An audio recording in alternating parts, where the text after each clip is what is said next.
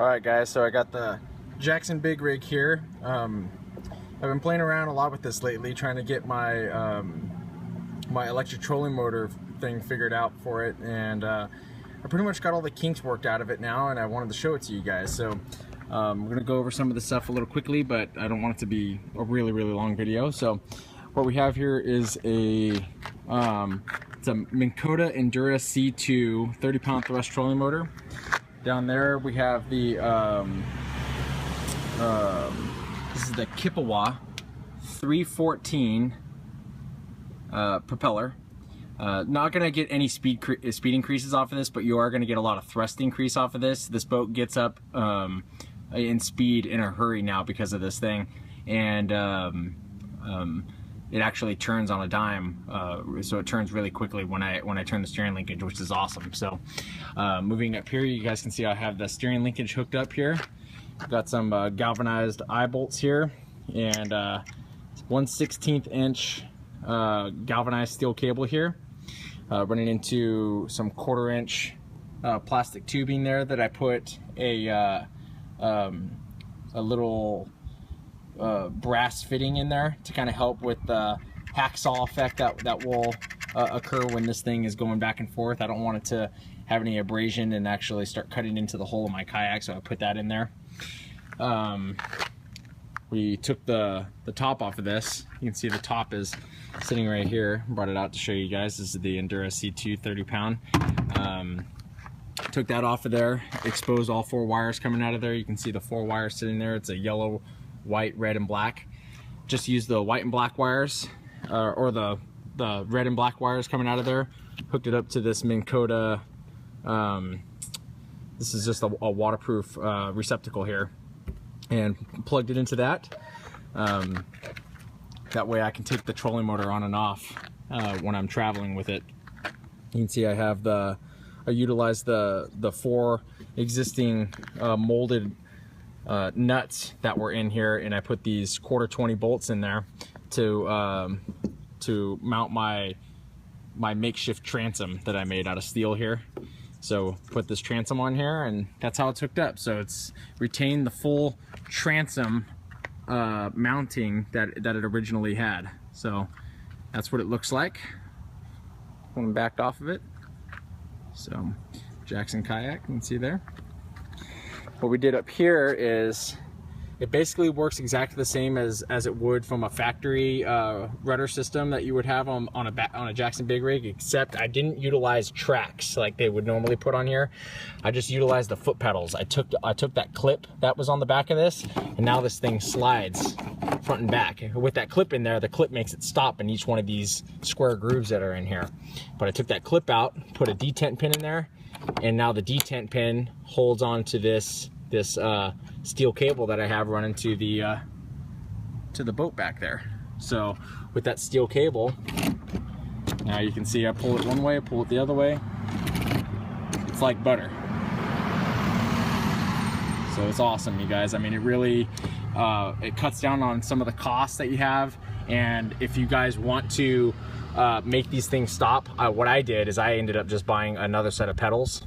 And so when I don't use the trolling motor and I just go out paddling in this, I just take that nut or that bolt out right there. It just unscrews right there, slide that out, and slide a new set in there. I think a new set of pedals was 15 bucks. So very inexpensive. Give you guys a high look at that. It's very smooth. So I'll pull this thing out so I can show you guys what it looks like. See, it's got that ferrule on it, and it has the hole on it is already there. I didn't have to cut anything. The only thing I had to cut in this was I had to cut this 1/4 inch hole in here to make sure that this detent pin fit down inside there. And the detent pin, the only thing the detent pin does is it holds this cable in there.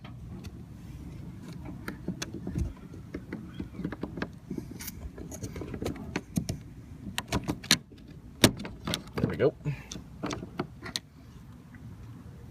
So it's a pretty good setup, you guys. I didn't want to mount a switch on here, so I only have a forward and reverse. But what I did is I put an electronic RF switch in here. So I have a key fob. This key fob works from quite a ways away. I'm backed off the boat pretty far right here, but this thing actually, I mean, I was only 15 feet away from the boat or so right then, but I can get this key fob to work from probably about 100 yards away easily. I have 2 of these in my boat. I have one as a backup, and then I have this one hooked up to my PFD. It has just forward and reverse. So you click it once for forward, click it again for off. Click the one side for reverse, click it again for off. So it's just a reverse polarity switch. It's pretty slick, guys. I'm telling you, this is the way to do it if you want to cut down on some of the holes that you're going to make in your kayak. And it's so convenient because you're traveling up to your favorite spot, you're moving from a different point to another point, and now you realize you're getting a little bit too close too fast. You're going to hit the rocks, throw it in reverse, pretty much stops on a dime. So it's really awesome. I fit a full-size Group 24 deep cycle marine battery in here. I put it on a battery tray. The battery tray it's actually sitting on in there. The battery tray, wait for that car to pass. It's a battery tray that you would find in a car. It's just a plastic battery tray, but it's mounted on a piece of wood, and that piece of wood underneath has some closed cell foam underneath it. It keeps this thing from sliding back and forth. This thing won't tip in here. It's too big to tip one way or the other, so it's not mounted in there. It's just, the battery's just sitting in there. But I put that closed cell foam and glued it underneath that piece of wood in there to keep it from sliding from side to side, and to keep the weight distributed evenly on the gunnels in there. That was something that was really important to me, because I wanted that weight to be completely distributed nicely across there. I don't carry this battery in here when I'm going from when I'm traveling to the lake and from the lake. I put the battery in the back of my car, and then I take the battery out when I get to the lake and put it inside the boat. When I'm out on the lake and then I get done at the lake, I take the battery out and put it back in the back of my car. So that's why I have these wing nuts on here. So I have the wing nuts on there, and that makes it just for a really clean setup. So you can see the setup that we have right there. You can kind of look really closely. You can see the switch that I have mounted in there. I just have it Velcro mounted in there. You can see that it is fused. It's a 30 amp fuse. In fact, let me go ahead and take this battery out to show you guys. How, I guess I'll show you how easy it is to take this thing out too. So take that like that, take those off the battery post, lift this thing up. This battery weighs 43 pounds. So it's not light. So it's something that was important to me to make sure that I evenly distributed that weight across in there.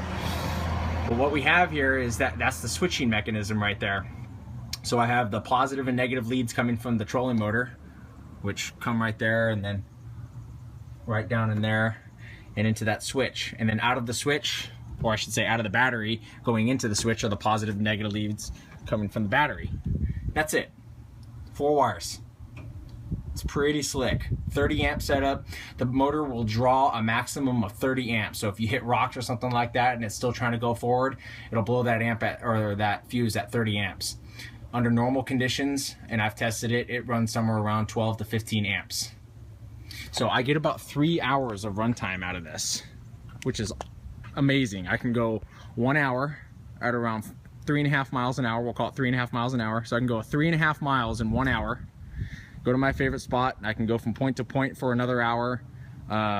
Obviously, I mean, I'm not gonna go from point to point for an hour, but you know, over the course of a few hours, I would approximately drain about an hour of battery life out of that.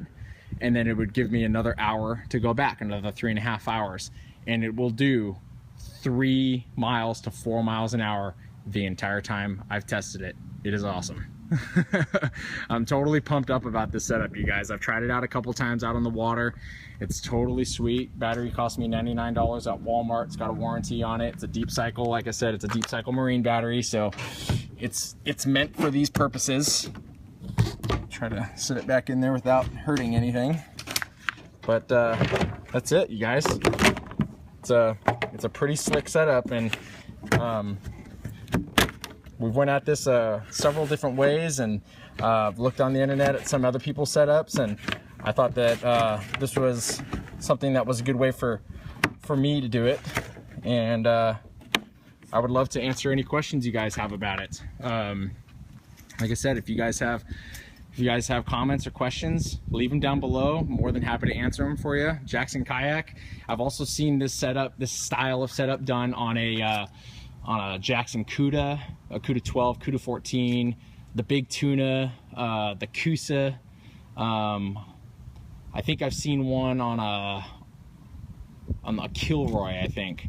But basically, these boats are very robust. They're very thick material.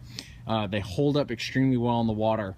With the 10 pounds on the trolling motor, because the trolling motor setup weighs about 10 pounds, that transom mount that I made weighs about 5 pounds or 6 pounds. Battery weighs about 43 pounds. With all the cables, everything all said, we're probably about 65 to 70 pounds. Most of that weight being centralized in the rear part of this kayak. And this boat doesn't even sag in the water at all. Without any of this stuff on there, it sits at the same height as it would with all of the stuff in there. And I've tested it, so I know it's, because it was a concern of mine having all this weight in the back of the kayak, but this boat doesn't even phase it at all, so it's awesome. And just kind of give you guys a little look at it again from another angle. It's pretty sweet, you guys. I'm very proud of it, and I'm very happy to try to pass on any knowledge that I've learned from my mistakes, because I've made a couple mistakes in trying this out, because there's no instructions for this stuff, you guys. So I'm more than happy to try to answer any questions that you guys might have. I think all said, see, $100 for the trolling motor, $100 for the battery. I might be $300 into this setup, you guys. At the most $400. So very inexpensive, and we got a wireless switch, you guys. I mean, I left it undone, but I mean, you got a wireless switch. It's awesome. So forward and reverse, but that's the way to do it, in my opinion. Jackson Kayak. If you guys have any comments or questions, leave them below. Please give me a thumbs up if you guys liked the video, and stay tuned for my next video. I'm going to do a walkthrough about how I set this thing up when I go fishing. There was a suggestion that I had out there from somebody that wanted to see how, you know, what kind of gear I bring with me on my kayak when I take it out to the lake. So I'm gonna do that video and show you guys all the gear and stuff that I bring with me when I go to the lake. So stay tuned for that. Thanks, guys.